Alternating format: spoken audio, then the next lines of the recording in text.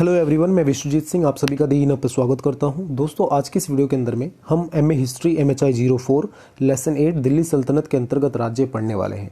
दोस्तों, ये chapter important है। इस चैप्टर के अंदर में दो इंपॉर्टेंट क्वेश्चन बनते हैं, जिसमें पहला क्वेश्चन आ जाता है दिल्ली सल्तनत की विशेषता क्या है, इसके बारे में, जिसके अंदर में हम मुदीर और जिया बर्नी जो लेखक थे उस समय के, ठीक है, उनके द्वारा लिखी गई पुस्तकों के बेस पे हम दिल्ली सल्तनत की विशेषता के बारे में जानेंगे। ठीक है। दूसरा क्वेश्चन ये बन जाता है कि आधुनिक इतिहासकार, जो भी आधुनिक इतिहासकार हैं, उनका क्या मत है, उनकी क्या विचारधारा है राज्य की प्रकृति को लेकर, दिल्ली सल्तनत को लेकर, उसके बारे में एक दूसरा क्वेश्चन बन जाता है। ठीक है, तो हम दोनों क्वेश्चन को पढ़ेंगे। चैप्टर छोटा सा है तो ईजिली कवर हो जाएगा और समझ में भी आएगा।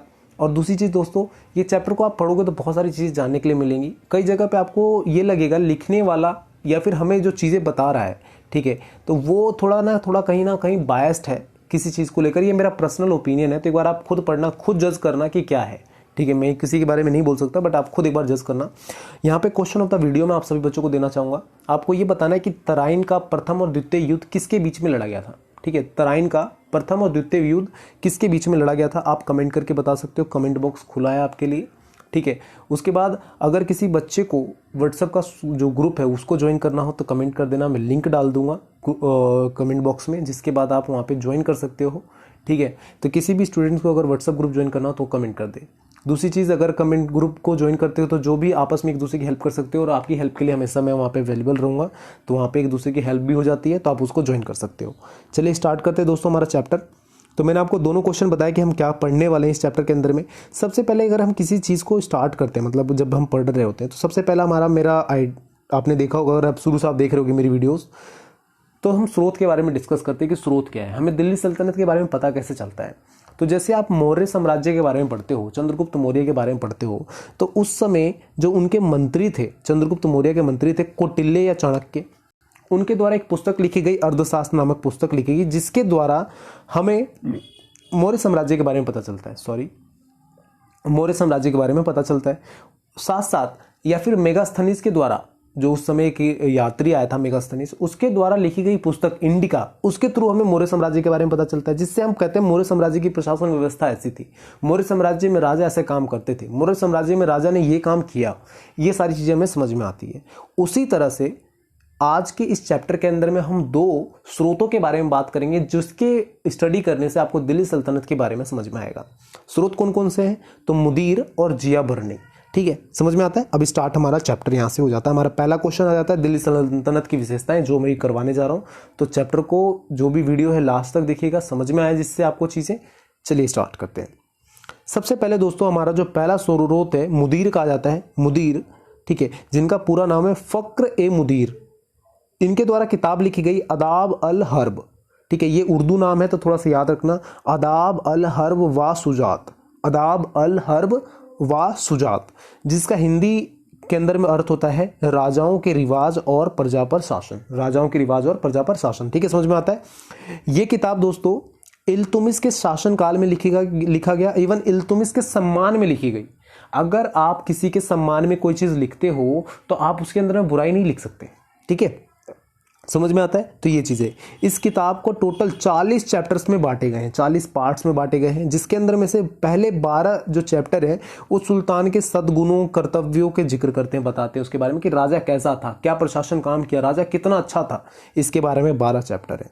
और 28 चैप्टर जो है युद्ध के पहलुओं के बारे में बताता है कि किस तरह से युद्ध होना चाहिए, किस तरह से एक अच्छा युद्ध बनता है, होता है, उसके बारे में डिस्कस करता है। समझ में आता है। तो यहाँ पे मुदीर दिल्ली सल्तनत की शुरुआती व्यवस्था के बारे में बताते हैं, एक राजा किस तरह से सत्ता को चलाता है। ठीक है, एक गैर मुस्लिम देश के अंदर में, जहाँ पे जो गैर मुस्लिम लोग हैं उनकी संख्या बहुत ज़्यादा है, और वहाँ पे एक मुस्लिम शासक के द्वारा एक सत्ता का संचालन करना, ठीक है, एक सल्तनत को पूरा बनाना, कंट्रोल करना, वो बहुत बड़ी बात है। तो वहाँ पे ये दिखाता है। ठीक है, ये चीज़ें दिखाने की कोशिश की गई है इस बुक के अंदर में।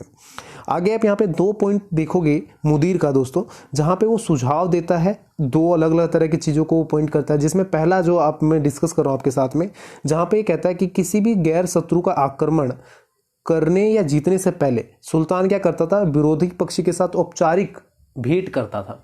आपने कई सारी मूवी देखी होगी दोस्तों, जब राजा एक दूसरे राजा पे आक्रमण करने जा रहा है तो उससे पहले, आक्रमण से पहले क्या करते थे, दोनों राजाएं बैठकर आपस में डिस्कस करते थे, शांतिपूर्ण समझौता जिसे हम बोलते हैं।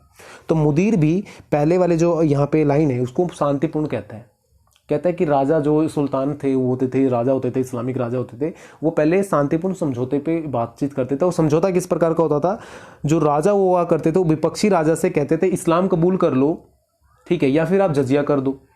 इस्लाम कबूल कर लो मतलब क्या, कि भैया आप अगर गैर मुस्लिम हो तो आप हमारे धर्म में आ जाओ, मुझे राजा मान लो, आपसे युद्ध नहीं करूंगा, आपके लोग बच गए, आप बच गए, ठीक है, आप मुझे राजा मान लो और इस्लाम कबूल कर लो, पहला शर्त। दूसरा शर्त ये होता था कि आप मुझे राजा मान लो और या फिर आप मुझे जजिया कर दो, राजा मान लो और जजिया कर दो, जिसके बाद मैं आपके ऊपर आक्रमण नहीं करूंगा, ठीक है। तो जजिया कर होता क्या है, तो गैर मुस्लिमों पे लगने वाला टैक्स जजिया कर कहलाता है। जो भी लोग मुस्लिम नहीं हैं उन पे जो टैक्स लगाया जाता था वो जजिया कर कहलाता था, ठीक है।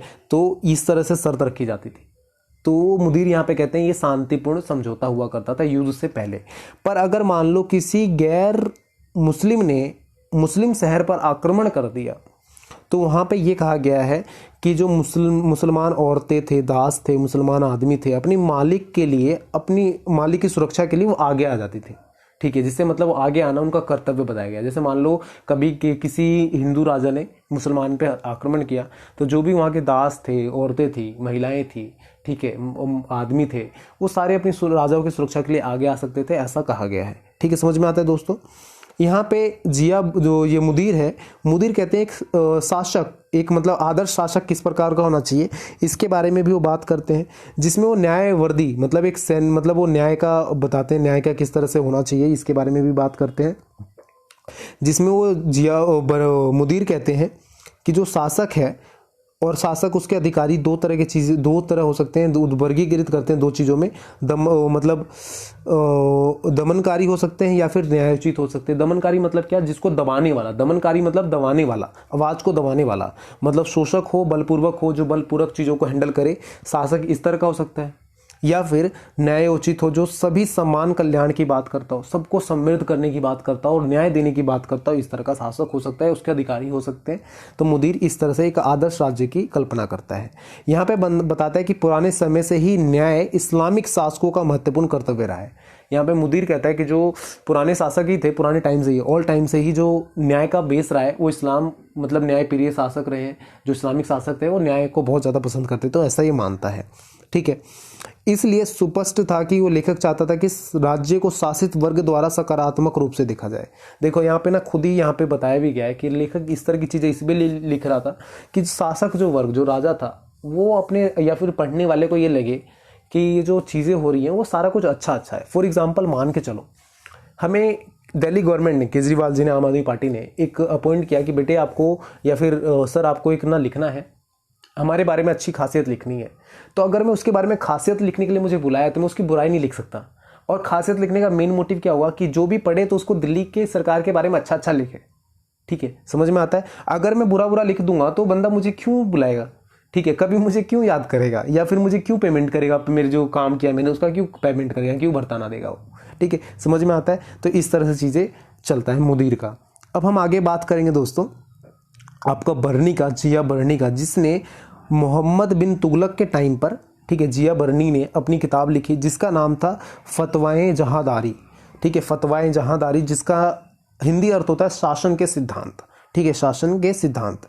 मोहम्मद बिन तुगलक का जो शासन काल था वो 1324 से लेकर 52 तक, 52 तक चला, 1352 तक चला, ठीक है। यहाँ पर आपका जिया बर्नी की किताब आती है फतवाए जहांदारी, जिसके अंदर में कई सारी चीज़ें लिखी गई हैं। ये भी टोटल 24 पार्टों में बांटा हुआ है, ठीक है, 24 सलाहों, 24 पार्ट में बटे हुए हैं, ठीक है, जिसमें अलग अलग पार्ट का अलग अलग मतलब चीज़ें लिखी गई हैं। जिसमें ये सबसे मेन चीज़ है दिल्ली सल्तनत की शासन कला के बारे में बताया गया योजनाबद्ध तरीके से कि किस तरीके से शासन किया जाना चाहिए। जिसमें सबसे पहला तो आ जाता है कि राज्य और शासन के बारे में बर्नी का केंद्र बिंदु न्याय है, ठीक है। बर्नी जो था यहाँ पे जिया बर्नी, वो सबसे पहले कहता है भैया न्याय का पालन होगा तभी आप शासन कर सकते हो, अदरवाइज नहीं कर सकते हो, ठीक है। वो कुलीन वर्ग और निम्न वर्ग के सद्गुणों और अवगुणों के बारे में बताता है। और जो मुदीर था उसकी कई जगह पे वहाँ पे आलोचना भी करता है, ठीक है, उसको मुदीर के बातों को काटता है कि भैया तुमने ऐसा बोला था, यहाँ पे तो ऐसा नहीं है, वो इसको मानने से मना करता है।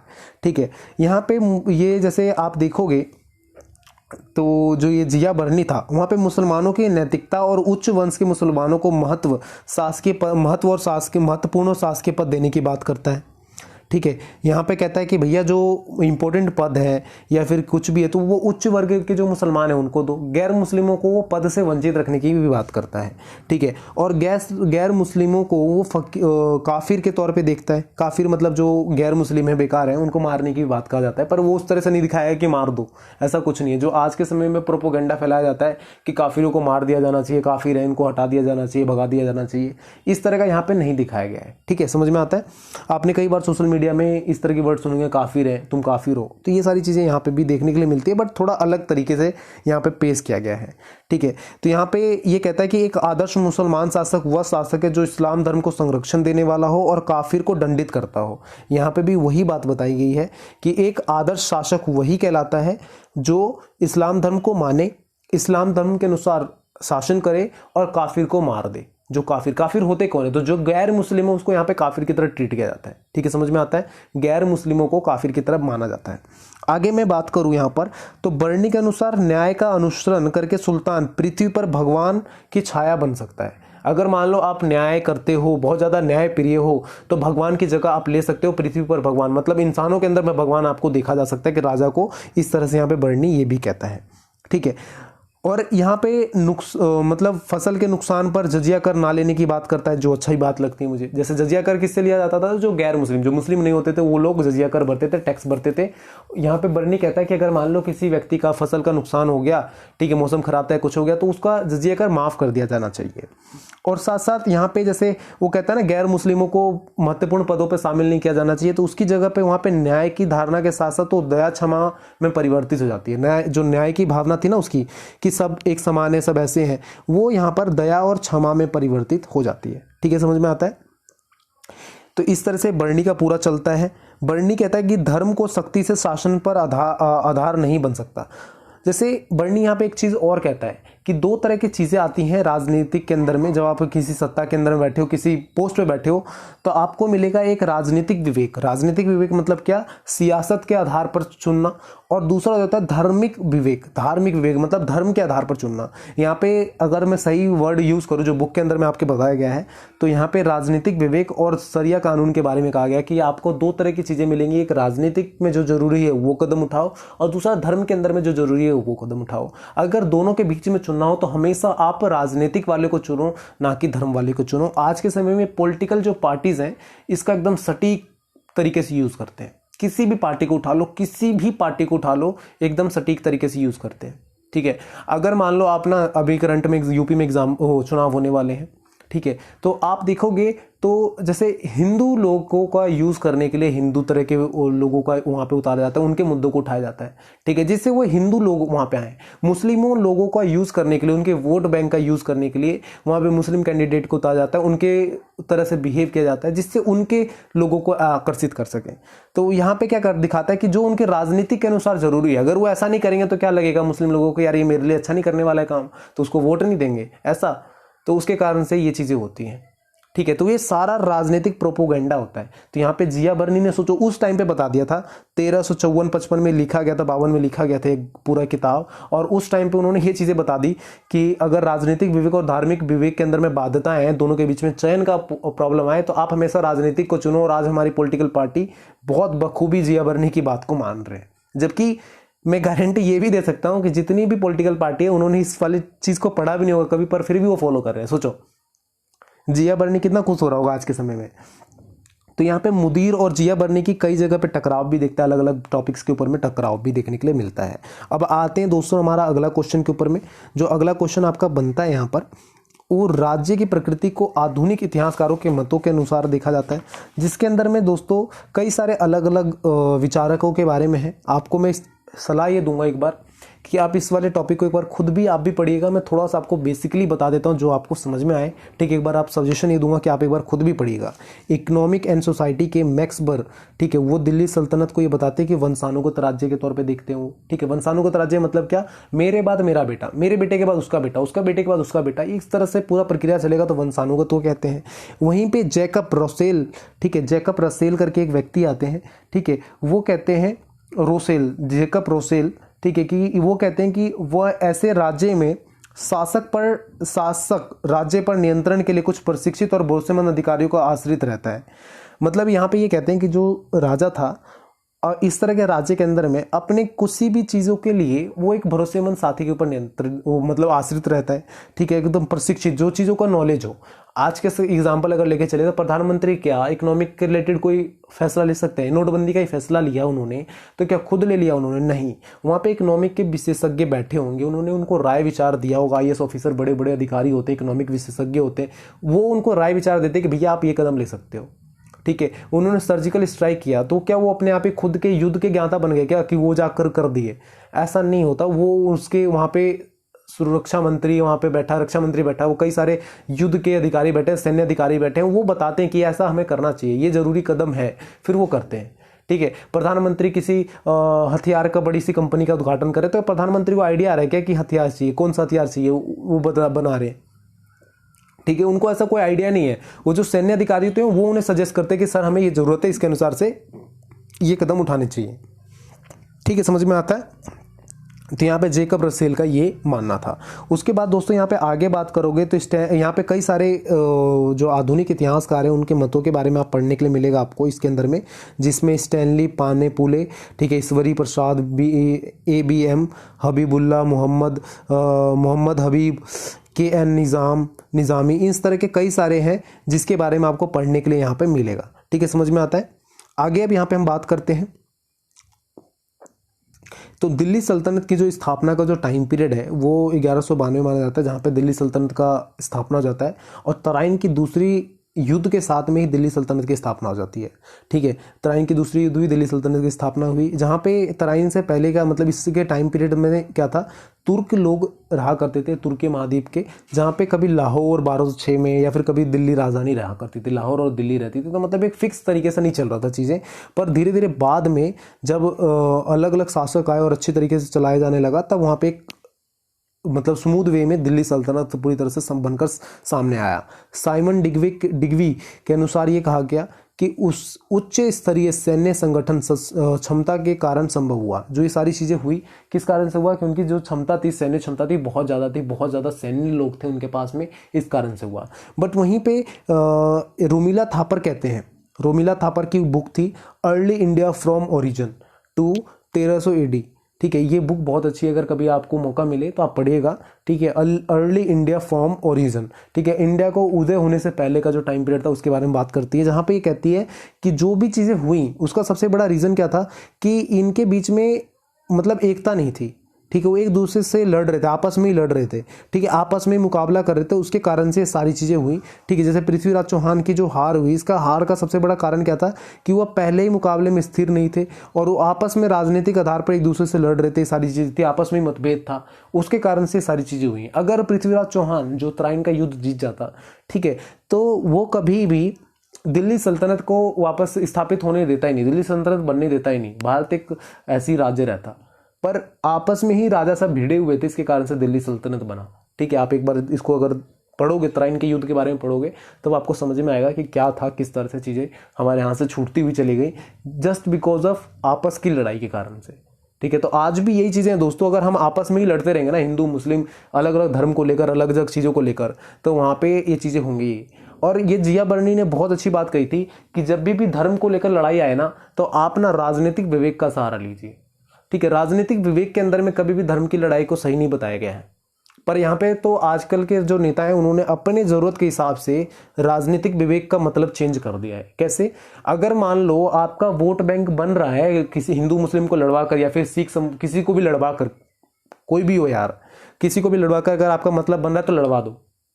पर जिया बर्नी के अनुसार ये कहा गया था कि दोनों में जब चयन का ऑप्शन आए ना, तो आप राजनीतिक का सहारा लीजिए, क्योंकि राजनीति ये कहती है कि भैया सबको साथ में लेके चलोगे तभी तो आप जीतोगे, ठीक है, हिंदू मुस्लिम आपके एक रहेंगे तभी तो जीतोगे। अगर अखिलेश यादव जी ये कहने लगे कि सिर्फ मैं मुस्लिम वोट ही मुझे चाहिए, तो क्या वो जीत जाएंगे? इम्पॉसिबल। बीजेपी सिर्फ ये कहे कि मैं सिर्फ हिंदू वोट ही चाहिए, वो क्या जीत जाएगी? इम्पॉसिबल। ठीक है, तो आप जब तक दोनों पक्षों को साथ में लेकर नहीं चलोगे, दोनों पक्षों के लिए काम नहीं करोगे, ठीक है, इवन घर के अंदर में 5 लोग, यार ये तो मैं देश की बात कर रहा हूँ, एक राज्य की बात कर रहा हूँ जो मेरे बहुत बड़ी, मेरे उस सोच से बहुत परे है। एक आप घर की ले लो एग्जाम्पल, आपके घर में, मेरे घर में 5 लोग हैं, ठीक है, अगर मैं कह दूं कि मुझे आलू की सब्जी नहीं खानी है, ठीक है, मैं किसी चीज के लिए कहता हूं, मना करता हूं, 2 दिन मना किया, 3 दिन मना किया, 1 दिन बना, 2 दिन बना, 3 दिन बना, चौथे दिन वो खुद ही सोचेंगे यार कि क्या बनाना, वो बंदा खा नहीं रहा, ठीक है, वो खुद ही चेंज कर देंगे। ये जो भी चीजें वो उसके हिसाब से आपस में मिल बांट के सहमति बनेगी और वो चीजें करा जाएगा। ठीक है, समझ में आता है? तो वहां पे ये नहीं होता कि आप उसको आपस में लड़वा दो, ये कर दो। तो ये इस तरह से आज के समय में जो हमारी भारत की राजनीति वो बहुत ज्यादा अलग मोड़ पे जाती है। तो मैं तो दोस्तों आपको ये सजेस्ट करूंगा कभी भी कि अपना विवेक मत खोइए, ठीक है, आपस में अच्छा बन के रहिए। ठीक है, ये सब पॉलिटिकल पार्टी क्या है, मुझे एक इंसिडेंट स्टोरी याद है। मैं एक डिबेट कंपटीशन में गया हुआ था, ठीक है, किसी न्यूज़ पे था, पर आज तक कभी वो पब्लिश हुआ ही नहीं, मुझे ऐसा लगा। तो उस डिबेट कंपटीशन में बिहार का इलेक्शन चल रहा था, तो बिहार के कुछ 2 अलग अलग पार्टी के, आरजेडी और जो लालू यादव की पार्टी, नीतीश जी की पार्टी है, उन दोनों पार्टी के लोग आए हुए थे, बीजेपी के भी लोग थे। तो पहले जब डिबेट चल रहा था तो मुझे ये लगा डिबेट के अंदर में बैठे बैठे, इवन मैं डर गया कि आपस में ये जूता उता खोल के मारेंगे एक दूसरे को बहुत ज्यादा। पर डिबेट खत्म हुआ तो जो न्यूज वाले थे उन्होंने खाने पीने का भी इंतजाम कर रखा था, हम भी खाने पीने के लिए गए अंदर। तो देख रहे हो वो दोनों बंदे एक ही प्लेट में खा रहे हैं, जो अभी जूते से एक दूसरे को मारने के लिए एकदम उतारू तो ऐसे आग बबूला हो रखे थे अंदर में, न्यूज रूम में, टीवी पे ऐसा दिख रहे थे। और अंदर में गया तो देखा ना दोनों खा पी रहे हैं मस्त एकदम बैठे हुए। तो ये सिर्फ जनता को भड़काने के लिए होता है, बाकी कुछ नहीं। तो मैं आपको ये जरूर बोलूंगा इसके लिए। और मैंने जो 22 कह रहा था ना, तो यहाँ पे कई जगह पे आप पढ़ोगे तो यहाँ पे 22 आपको लगेगा। ठीक है, तो ये सारी चीजें हैं। तो आप इसको दोस्तों, ये वाला जो है कि किस तरह से अलग अलग विचारकों का था, यहाँ पे यही है पढ़ने के लिए। तो आप इसको एक बार थोड़ा सा देख लीजिएगा जिसका आपको चीजें समझ में आए। ठीक है, तो यहीं पर हमारा चैप्टर खत्म होता है आज का। आगे की आने वाली वीडियोस में हम आगे पढ़ेंगे। आप सभी बच्चों से एक रिक्वेस्ट ये है कि अगर मैं एमए हिस्ट्री पढ़ा रहा हूँ, आपको वीडियो अच्छी लग रही है, आपको कहीं भी थोड़ी सी वैल्यूबल लग रही है, आपके लाइफ में एक वैल्यूबल रोल प्ले कर रहा है, तो आप लाइक शेयर सब्सक्राइब जरूर करें और अपने फ्रेंड्स तक जरूर पहुंचाएं। ठीक है, आपके जो भी दोस्त हैं आगे शेयर करें, अपने फेसबुक पे देख रहे हैं तो शेयर करें, व्हाट्सएप पे देख रहे हैं शेयर करें, कहीं भी देख रहे हैं ना शेयर जरूर करें, क्योंकि एक भी बच्चे तक गया तो क्या पता उसको कहीं कुछ सीखने के लिए मिले चीज़ें। ठीक है, तो बहुत अच्छी वीडियोज़ है, आपको अगर वैल्यूबल लग रही है तो जरूर शेयर करें। Friends, thank you for watching me, thank you for listening me, bye bye, take care, all the